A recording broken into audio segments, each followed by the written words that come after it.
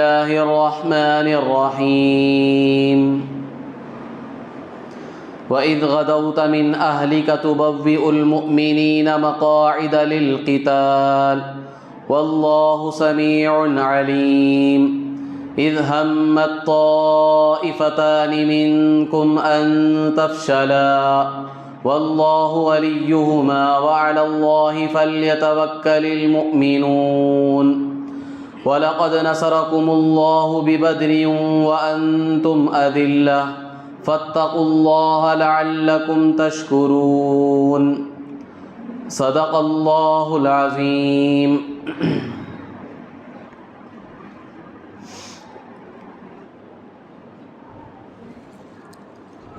آج سورہ آل عمران کی آیت نمبر 121 اور 122 کی تفسیر ہوگی انشاءاللہ۔ ان آیتوں کا ترجمہ یہ ہے، اللہ تبارک و تعالیٰ ارشاد فرماتے ہیں، یاد کرو اس وقت کو جس وقت اے نبی جی آپ نکلے تھے اپنے گھر والوں سے، ایمان والوں کو لڑائی کی جگہ پر کھڑے کر رہے تھے۔ اللہ تبارک و تعالیٰ سب باتوں کو سننے والا ہے اور سب احوال کو جاننے والا ہے۔ جس وقت تم میں کی دو جماعتوں نے ہمت ہار دی تھی اور اللہ تبارک و تعالیٰ ان دونوں کا مددگار تھا، اور اللہ تبارک و تعالیٰ ہی پر ایمان والوں کو بھروسہ کرنا چاہیے۔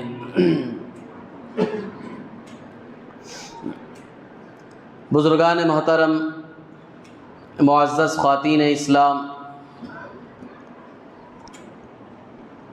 اس سے پہلے جو آیتیں گزری ہیں اس میں اللہ تبارک و تعالیٰ نے ایمان والوں کو کامیابی کے لیے اور ہر مصیبت میں ایک سہارے کے طور پر دو چیزیں عطا فرمائی تھی، ایک صبر اور دوسری چیز تقوی۔ صبر اور تقوی اگر یہ دو چیزیں تمہارے پاس موجود ہوں گی تو تم ہر جگہ کامیاب رہو گے، بڑی سے بڑی مصیبت کا بھی تم آسانی کے ساتھ سامنا کر سکو گے، اس کا مقابلہ کر سکو گے، پھر تمہیں کوئی شکست نہیں دے سکتا اگر یہ دو چیزیں تمہارے اندر ہوگی، ایک صبر اور ایک تقوی۔ آج جو دو آیتیں آپ حضرات کے سامنے پڑھی گئی ہیں، اس میں غزوہ احد کا ذکر اللہ تبارک و تعالیٰ کر رہے ہیں۔ اسلام کی یہ دوسری جنگ ہے، دوسرا غزوہ ہے۔ سب سے پہلی جنگ اور سب سے پہلا غزوہ اسلام کا وہ غزوہ بدر ہے،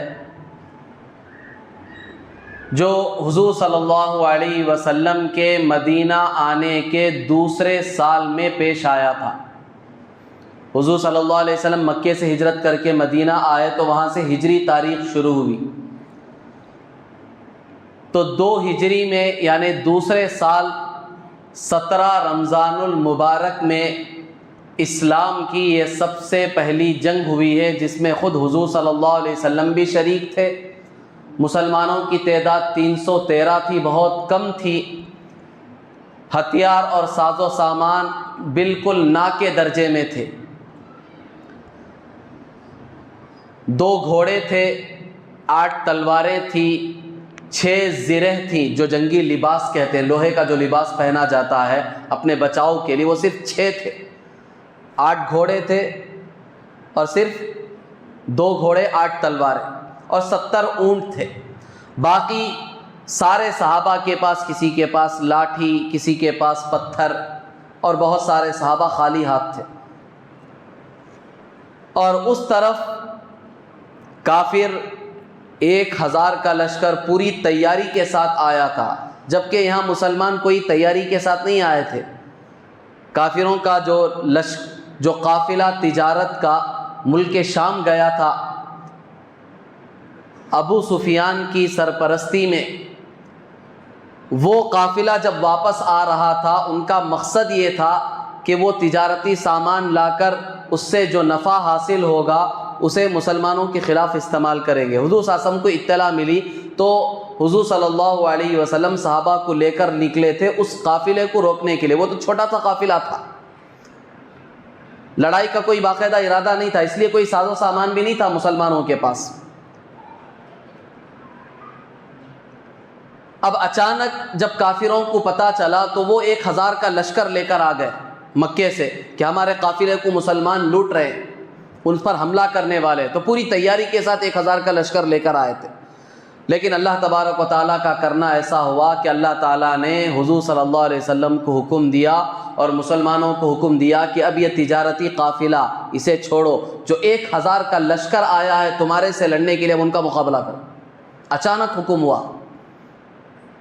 ابتدا میں تو مسلمانوں کو تھوڑی سی پریشانی ہوئی کہ تیاری کچھ بھی نہیں ہے، قافلے اور تجارت کا جو قافلہ تھا اس پر حملہ کرنے کے لیے آئے تھے بغیر ساز و سامان کے۔ اب حکم اچانک ہوا ہے کہ 1000 کے لشکر کا مقابلہ کیا جائے، لیکن چونکہ اللہ تبارک و تعالیٰ کی مدد شامل حال تھی تو مسلمانوں کو بڑی کامیابی حاصل ہوئی۔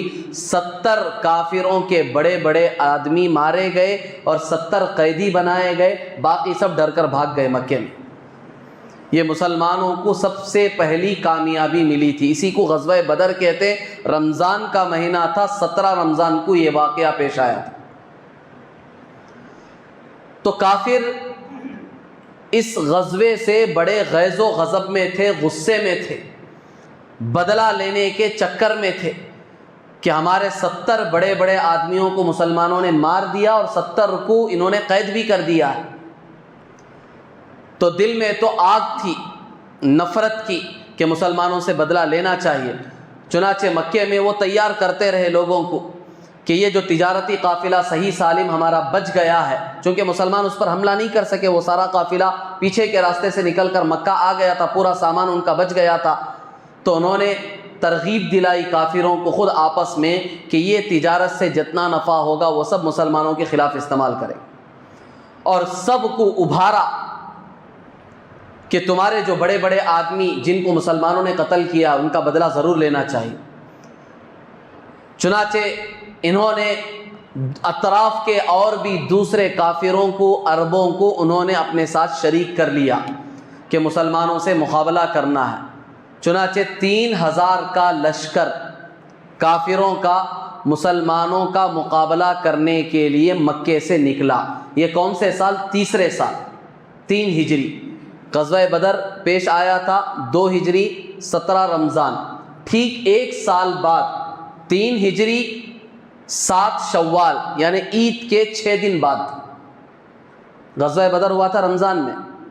اب یہ 1 سال بعد عید کے 6 دن بعد یہ دوسری لڑائی ہو رہی ہے کافروں اور مسلمانوں کی،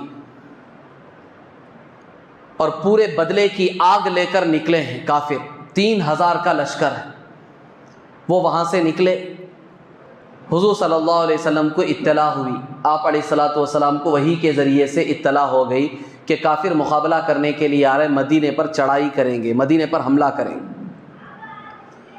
تو حضور صلی اللہ علیہ وسلم نے صحابہ کو جمع کیا، جمع کر کے حضور صلی اللہ علیہ وسلم نے صحابہ سے پوچھا کہ کیا کرنا چاہیے، ہم یہاں رہ کر لڑیں یا باہر جا کر ان کا مقابلہ کریں؟ حضور صلی اللہ علیہ وسلم کی خود رائے یہ تھی کہ مدینے میں رہ کر ہم ان کا مقابلہ کریں گے، یہ آسان ہے ہمارے لیے، ہم خود یہاں رہیں گے، کیونکہ وہ آ رہے ہیں لڑنے کے لیے، آ جائیں مدینہ، تو ہم خود یہاں رہ کر اپنے مقام میں رہ کر ان کا مقابلہ کریں گے۔ حضور صلی اللہ علیہ وسلم کی خود یہی رائے تھی، اور اکثر بڑے بڑے صحابہ کی بھی یہی رائے تھی کہ ہم خود مدینے میں رہ کر مقابلہ کریں گے، باہر نہیں جائیں گے۔ کیوں باہر جائیں؟ وہ خود آ رہے ہیں تو آ جائیں، ہم یہاں رہ کر ان کا مقابلہ کریں گے۔ تو اس وقت مسلمانوں میں جو ظاہری طور پر منافق بھی تھے مدینے میں، جن کا سردار عبداللہ ابن ابی جو منافقوں کا سردار تھا وہ بھی ظاہر میں مسلمان تھا، تو وہ بھی خوش ہو گیا کہ مدینے میں رہ کر لڑنا ہی ہمارے لیے اچھا ہے، اس میں ہمارے لیے زیادہ پریشانی نہیں ہوگی، کیونکہ خود ہمارا مقام ہے، ہماری جگہ ہے، دوسری طرف سے دشمن آئیں گے تو ہماری جگہ رہ کر ہمارا ان سے مقابلہ کرنا آسان ہے۔ تو یہ بھی خوش ہو گیا کہ چلو، حضور صلی اللہ علیہ وسلم کی بھی اکثر صحابہ کی یہی رائے ہے۔ لیکن صحابہ میں بعض نوجوان جو جوشیلے صحابہ تھے، نوجوان بھی تھے اور وہ پہلی جنگ میں شریک نہیں ہو سکے تھے، کسی وجہ سے وہ نہیں شریک ہو سکے تھے غزوہ بدر میں، تو ان کو بڑی تمنا تھی کہ ہم بھی باقاعدہ کافروں کا مقابلہ کریں گے، ان کو دکھائیں گے کہ مسلمان کیا ہے، اور اگر اللہ ہمارے مقدر میں شہادت لکھا ہوا ہے تو ہم شہید ہوں گے۔ تو نوجوانوں میں جوش تھا، تو انہوں نے حضور صلی اللہ علیہ وسلم کو رائے دی، اے اللہ کے رسول، ہم یہاں رہ کر نہیں لڑیں گے بلکہ ہم مدینے سے باہر نکلیں گے، باہر ان کا مقابلہ کریں گے۔ اب یہ جوشیلے تھے نوجوان صحابہ، حضور صلی اللہ علیہ وسلم کو انہوں نے یہ رائے دے دی، تو حضور صلی اللہ علیہ وسلم نے ان کے جوش کو دیکھ کر، ان کی رائے کو دیکھ کر حضور صلی اللہ علیہ وسلم نے بھی کہہ دیا کہ ٹھیک ہے چلو۔ حضور صلی اللہ علیہ وسلم گئے، جا کر کمرے میں جنگی لباس آپ علیہ الصلوۃ والسلام نے پہنا اور ہتھیار آپ نے لگا لیے، لگا کر آپ واپس گھر سے جب نکلے ہیں تو یہاں صحابہ میں خود آپس میں بات چیت ہوئی، تو اس وقت وہ بعض نوجوانوں کو احساس ہوا کہ حضور صلی اللہ علیہ وسلم کی رائے بھی مدینے میں رہ کر لڑنے کی تھی، ہمارے جوش کی وجہ سے حضور صلی اللہ علیہ وسلم تیار ہوئے ہیں، تو یہ تو مناسب نہیں ہے کہ ہم تو نبی کے رائے کے خلاف جا رہے ہیں۔ تو اس لیے حضور صلی اللہ علیہ وسلم جب جنگی لباس پہن کر آئے ہیں تو یہ صحابہ خود حضور صلی اللہ علیہ وسلم سے آگے بڑھ کر انہوں نے کہا، اے اللہ کے رسول، ہم خود اب یہ کہہ رہے ہیں کہ یہی مدینے میں رہ کر ہم مقابلہ کریں گے، کیونکہ آپ کی بھی یہی رائے تھی، ہم نے جوش میں کہہ دیا تھا۔ تو اس وقت حضور صلی اللہ علیہ وسلم نے کہا کہ اب نہیں ہو سکتا، کیونکہ نبی جب ایک مرتبہ جنگی لباس پہن لے اور ہتھیار اٹھا لے تو اس کے لیے یہ جائز ہی نہیں ہے کہ وہ اپنا جنگی لباس نکال دے اور اپنے ہتھیار نکال دے۔ اب میں تیار ہو کر آ چکا ہوں، اب میرے لیے یہ جائز نہیں۔ ہاں، اللہ کا حکم اگر آئے تو ٹھیک ہے، میں نکال سکتا ہوں، یہی رہ سکتا ہوں، لیکن اب جنگی لباس پہن کر ہتھیار لے کر میں نکل چکا ہوں مدینے سے باہر جا کر مقابلہ کرنے کے لیے، تو اب میرے لیے جائز نہیں کہ میں واپس پلٹوں۔ چنانچہ سارے صحابہ تیار ہوئے، اور عبداللہ ابن ابی جو منافقوں کا سردار تھا، یہ بھی بظاہر مدینے سے حضور صلی اللہ علیہ وسلم کے ساتھ نکلا، لیکن راستے میں جب اسے یہ احساس ہوا کہ کافروں کا تو ایک بڑا لشکر 3000 کا آ رہا ہے اور ہم یہاں صرف 1000 ہیں، مسلمان 1000 تھے اور وہ 3000 تھے، تو اس نے راستے ہی سے یہ کہہ کر اپنے ساتھ 300 آدمیوں کو لے کر واپس ہو گیا کہ ہم مقابلہ کرنے کے لیے نہیں جائیں گے، اس لیے کہ یہ ہمارے رائے کے خلاف ہو رہا ہے، کیونکہ ہماری رائے کیا تھی کہ مدینے میں رہ کر مقابلہ کریں گے، اور حضور کی خود بھی رائے یہی تھی کہ مدینے میں رہ کر مقابلہ کیا جائے۔ اب خواہ موت کے کنویں میں کیوں جائے؟ وہ تو 3000 کا لشکر آ رہا ہے مقابلہ کرنے کے لیے، ہم خود ان کے سامنے کیوں جائیں مقابلہ کرنے کے لیے؟ یہ تو اپنے آپ کو موت کے منہ میں ڈالنے کے برابر ہے۔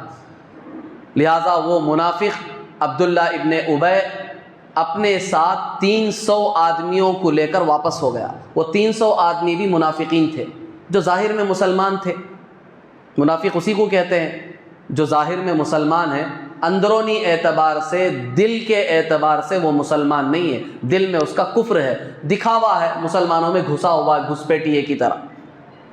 اب مسلمانوں کا لشکر کتنا ہے؟ صرف 700۔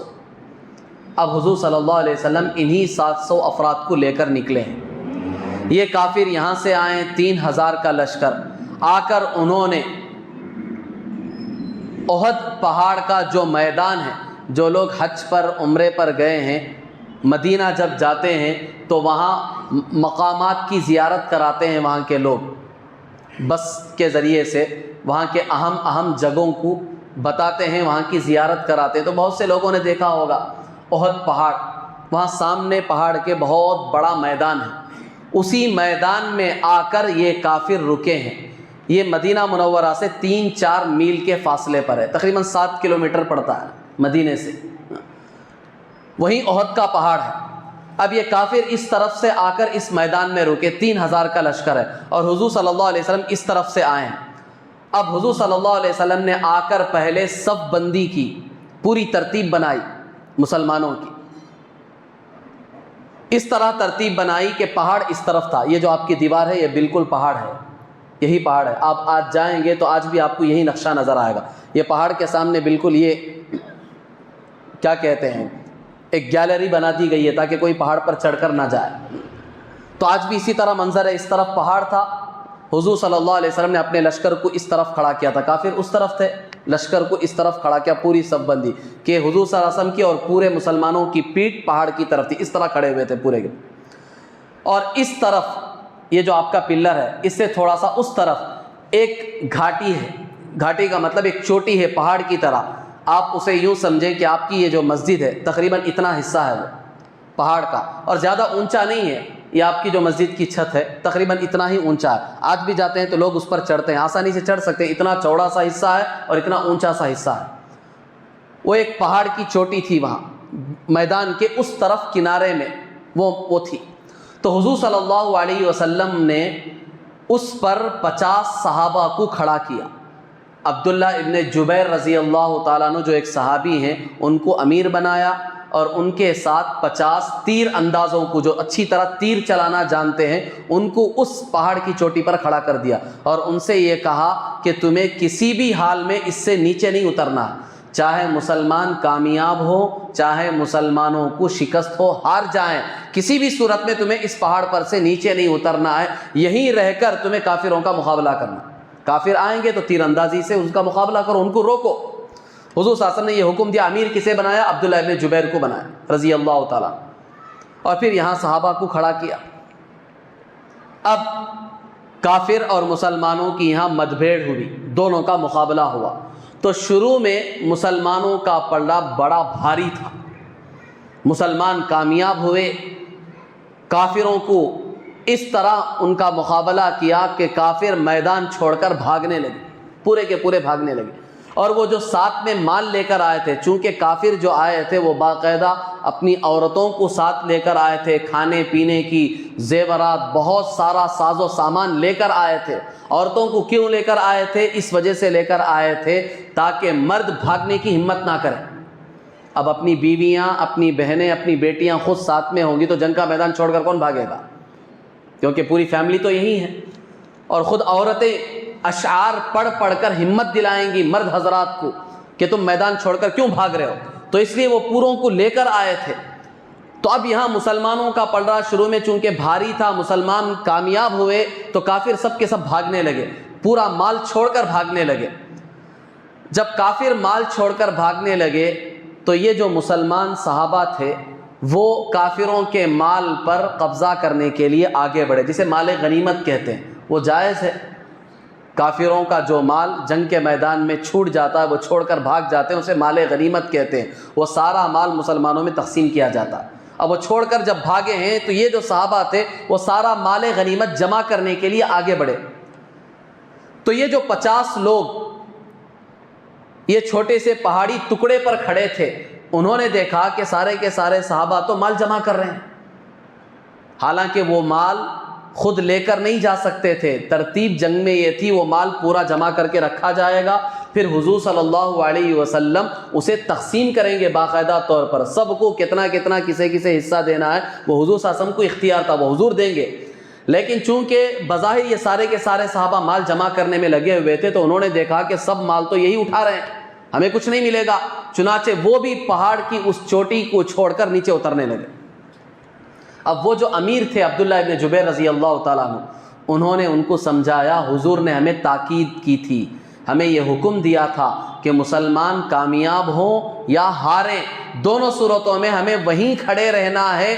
کب تک؟ جب تک کہ حضور صلی اللہ علیہ وسلم ہمیں حکم نہ دیں, حضور نہ بلائیں, اس وقت تک ہمیں وہیں کھڑے رہنا.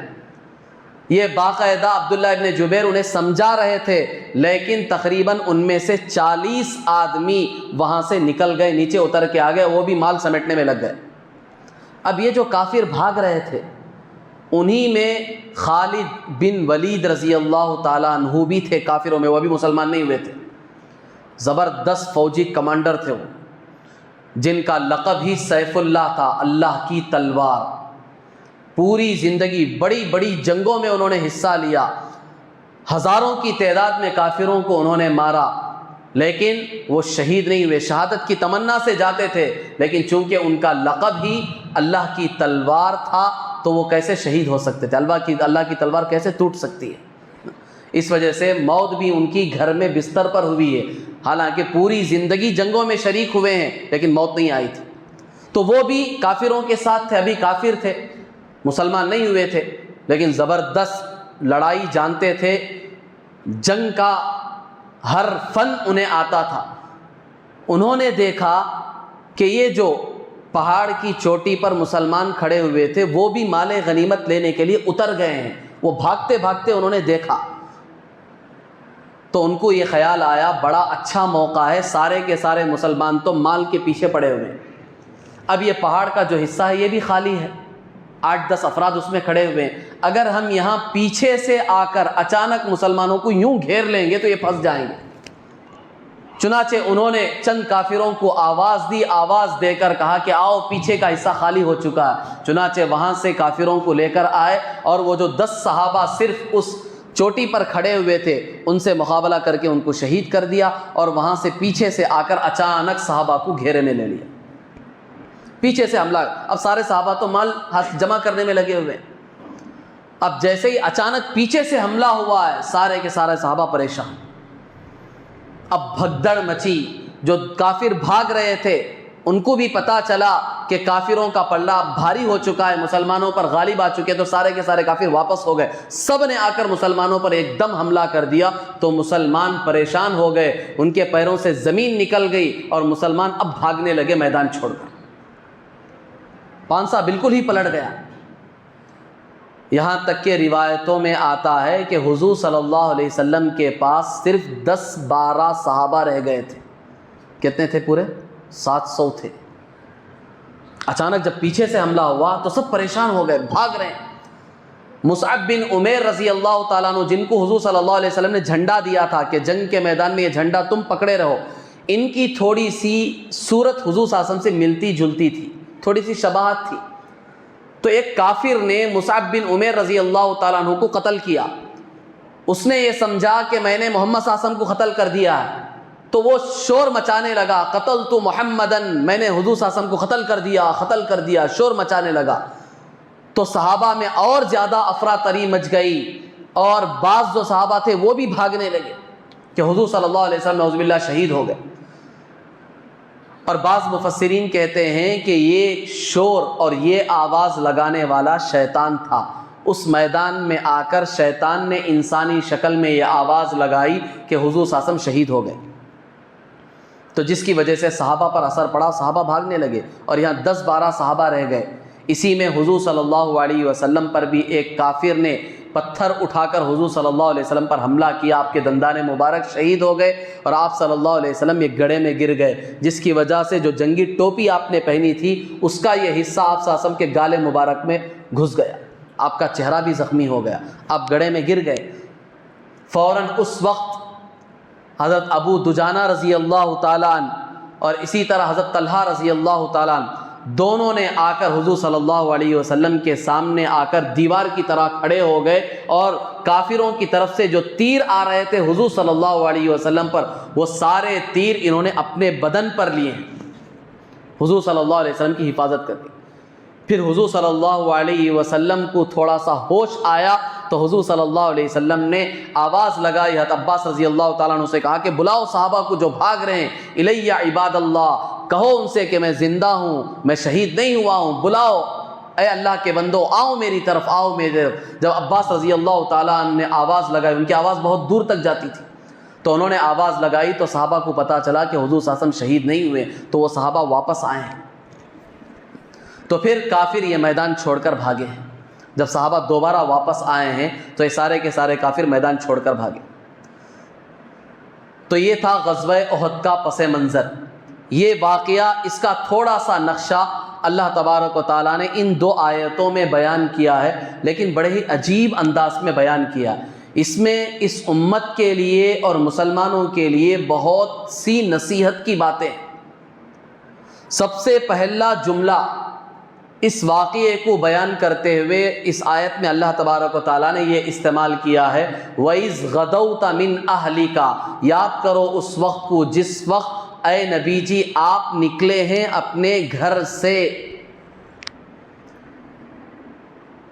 اب یہ جملہ قرآن نے کیوں بیان کیا؟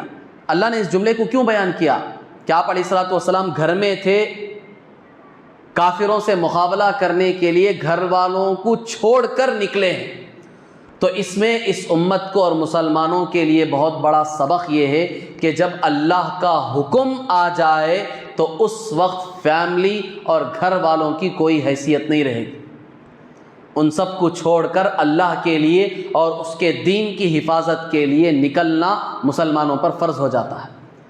یہ نبی کے اس عمل سے اس امت کو بتایا گیا۔ لیکن یہیں رک کر ایک مسئلہ بھی سمجھ لینا چاہیے، یہ حکم ہر وقت کا نہیں ہے، اسے شریعت کی اصطلاح میں نفیر عام کہتے ہیں۔ یعنی کبھی ایسا موقع اگر آ جائے کہ مسلمانوں کا امیر یہ اعلان کر دے کہ اب سب مسلمانوں کو کافروں کا مقابلہ کرنے کے لیے نکلنا ہے، کیونکہ اب سب مسلمانوں کی ضرورت ہے، صرف تھوڑے مسلمان جائیں گے تو مقابلہ نہیں کر سکیں گے، اگر ایسا مسلمانوں کا امیر اعلان کر دے تو پھر ہر مسلمان مرد کو اپنی فیملی اور گھر والوں کو، دکان مکان، سب چیزوں کو چھوڑ کر نکلنا فرض ہو جاتا ہے۔ تو اس آیت میں اللہ تبارک و تعالیٰ نے یہ جملہ بیان کر کے بتایا کہ حضور صلی اللہ علیہ وسلم اپنی فیملی کو چھوڑ کر نکلے ہیں، کیونکہ اللہ کا حکم آیا تھا کہ کافروں کا مقابلہ کرنے کے لیے جانا۔ اور کس وقت نکلے ہیں؟ وَإِذْ غَدَوْتَ، غدا کہتے ہیں عربی میں بالکل صبح سویرے، بالکل صبح کا وقت تھا۔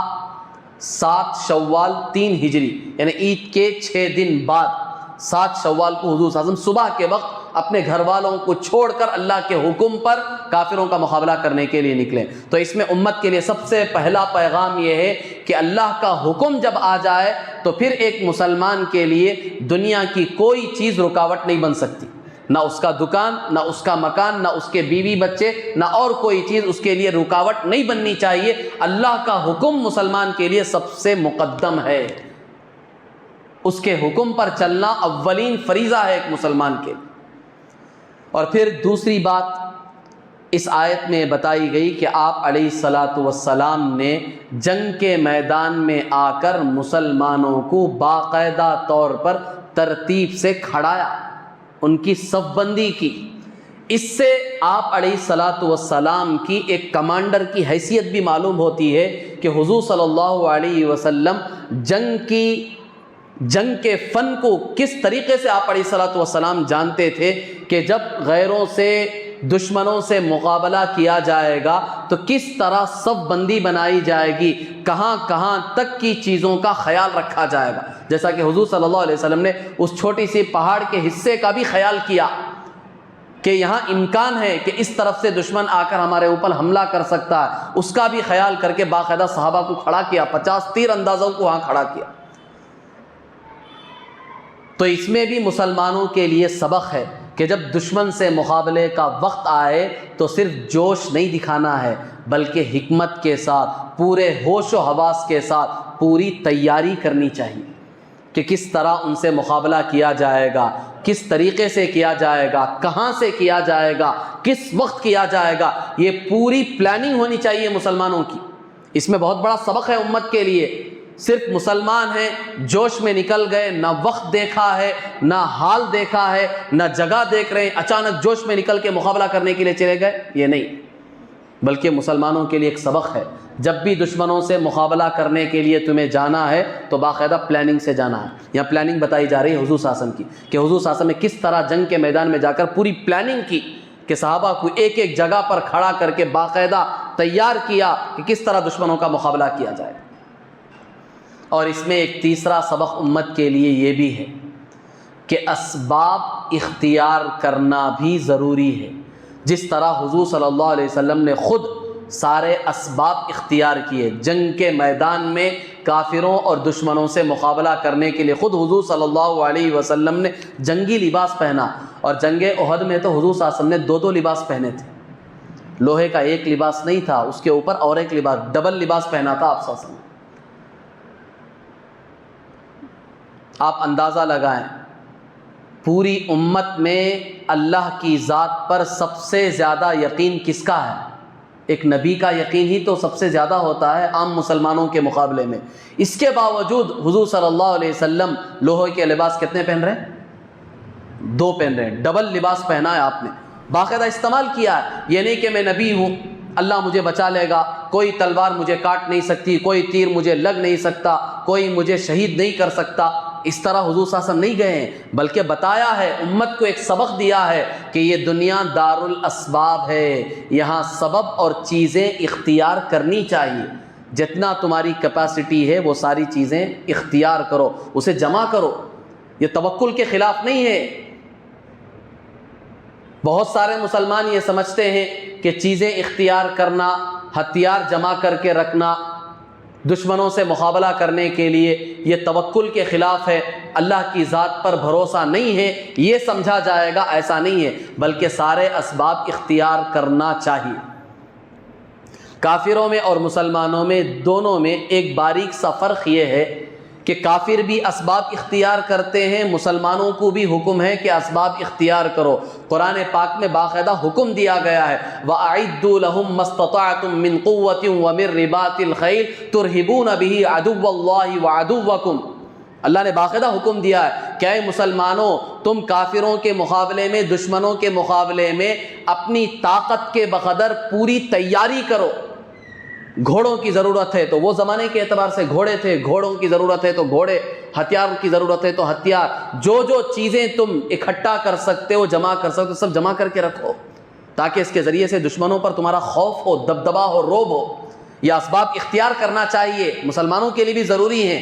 لیکن فرق یہ ہے کہ مسلمان اسباب اختیار کرنے کے بعد بھروسہ اللہ پر کرے گا, چیزوں پر نہیں.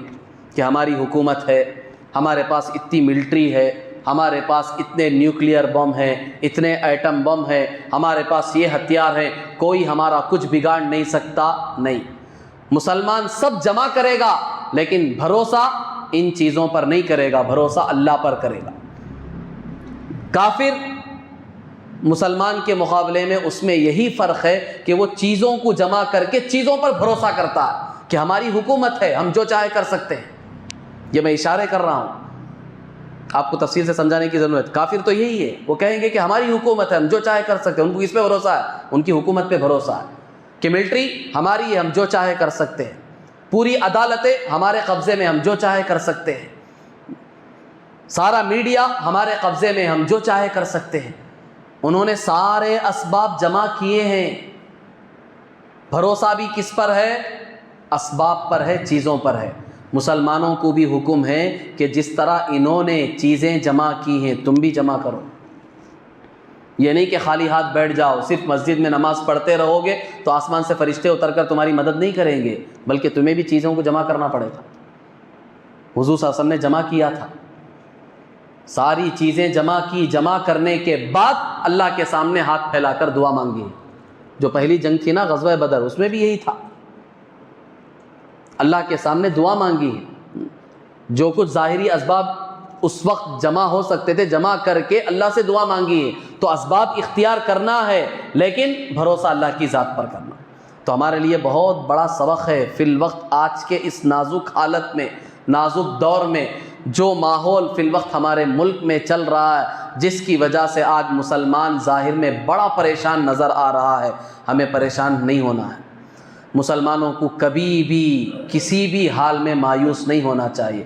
دنیا پوری ہمارے مخالف ہو جائے, پوری دنیا کے پورے ملک ہمارے خلاف میں کھڑے ہو جائیں, سارے اسباب جمع کر لیں, ساری چیزیں جمع کر لیں, ساری حکومتیں ان کی ہو جائیں, لیکن مسلمان کو تھوڑی دیر کے لیے بھی اللہ کی ذات سے, اس کی قدرت سے مایوس نہیں ہونا چاہیے. اللہ کی حکمت ہے, اللہ نے کرسی دے دی, ان کو گدی پر بٹھا دیا, حکومت ان کے ہاتھ میں دے دی. حکمت اللہ جانتا ہے. ہم نے کوشش کی اسباب کے درجے میں جو کچھ کر سکتے تھے ہمارے بڑے کر رہے ہیں, ہم ان کو تانے نہ دیں.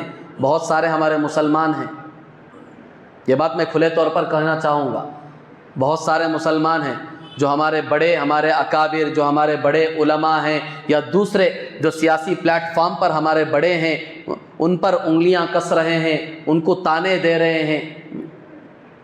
حالانکہ انہوں نے اس کے لیے کتنی قربانیاں دی, دن رات ایک کیا ہے انہوں نے.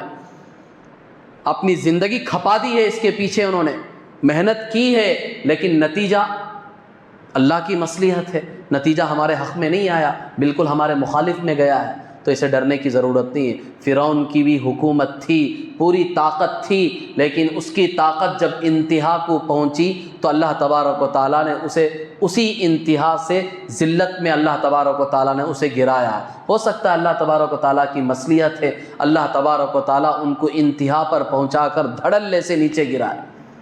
اللہ کی قدرت سے کوئی بعید نہیں ہے، اللہ کی ذات سے ہر وقت امید رکھنی چاہیے۔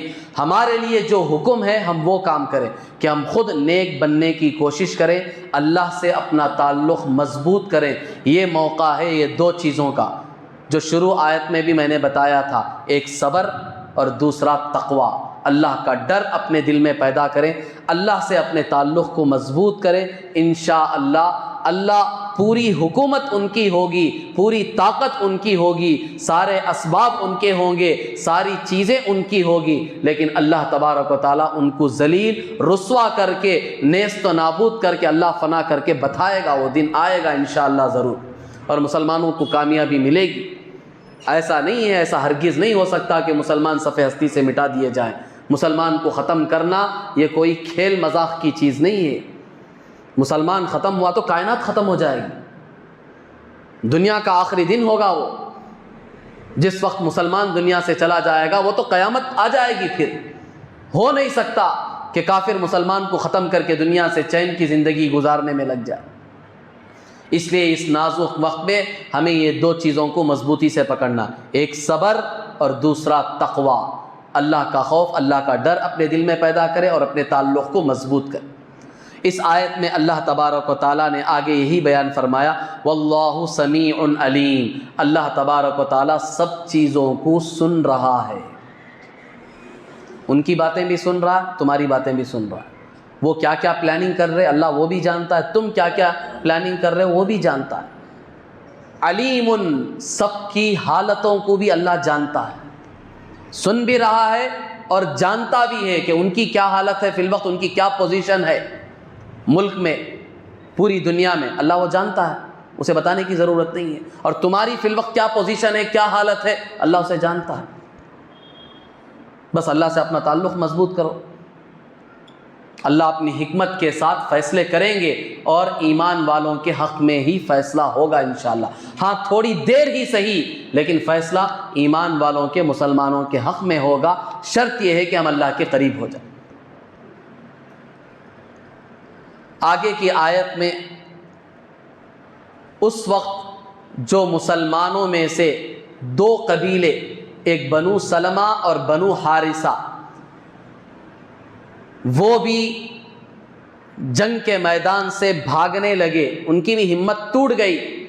جب یہ عبداللہ ابن ابی منافقوں کا سردار 300 آدمیوں کو لے کر نکلا تو پھر ان کی بھی تھوڑی سی ہمت ٹوٹ گئی، یہ بھی واپس جانے کے قریب ہوئے، لیکن اللہ تبارک و تعالیٰ نے ان کو بچا لیا۔ کیوں؟ اس لیے کہ اللہ تبارک و تعالیٰ ان کا مددگار تھا، ان کی حفاظت کرنے والا۔ اللہ تعالیٰ ان کو ہمت ہارنے کیسے دیتا؟ اللہ تعالیٰ نے ان کے اندر ہمت پیدا کی۔ اور آگے آخری آیت میں اللہ تبارک و تعالیٰ نے ایک تو براہ راست ان دو جماعتوں کو جو بعض صحابہ بھاگنے لگے تھے، واپس جانے کا ارادہ کر چکے تھے، ان کو اور قیامت تک آنے والے سارے مسلمانوں کو اللہ تبارک و تعالیٰ نے یہ حکم دیا کہ تمہیں صرف اور صرف اللہ کی ذات پر بھروسہ کرنا۔ وعلی اللہ فلیتوکل المؤمنون، ایمان والوں کو چاہیے کہ اللہ کی ذات پر ہی بھروسہ کرے اور کسی چیز پر بھروسہ نہ کرے۔ اسباب جمع کرو، ساری چیزیں اختیار کرو، لیکن بھروسہ اللہ کی ذات پر کرو۔ کثرت سے کچھ نہیں ہوگا، حکومتوں سے کچھ نہیں ہوگا، لشکر سے، ملٹری سے اور طاقت سے کچھ نہیں ہوگا، سب کچھ کرنے والی ذات اللہ کی ہے۔ اللہ پر بھروسہ رکھو، انشاءاللہ اللہ کی مدد ضرور تمہارے ساتھ ہوگی، کیونکہ اللہ کی مدد کا وعدہ صرف اور صرف ایمان والوں کے ساتھ ہے، غیروں کے ساتھ نہیں ہے، بشرطے کہ ایمان والا صحیح معنوں میں ایمان پر جمے اور نیک اعمال کے ساتھ زندگی گزارنے کی کوشش کرے۔ دعا فرمائیں کہ اللہ تبارک و تعالی ہم سب کو صحیح معنوں میں ان واقعات کو سامنے رکھ کر سبق حاصل کرنے کی توفیق عطا فرمائیں۔ اور فی الوقت ہمارے ملک کے جو حالات ہیں اور اسی طرح پوری دنیا میں جو حالات اسلام اور مسلمانوں کے خلاف بنے ہوئے ہیں، اللہ تبارک و تعالیٰ ان سب سے اسلام اور مسلمانوں کو نجات نصیب فرمائے، اللہ تعالیٰ اسلام کا بول بالا فرمائے، مسلمانوں کو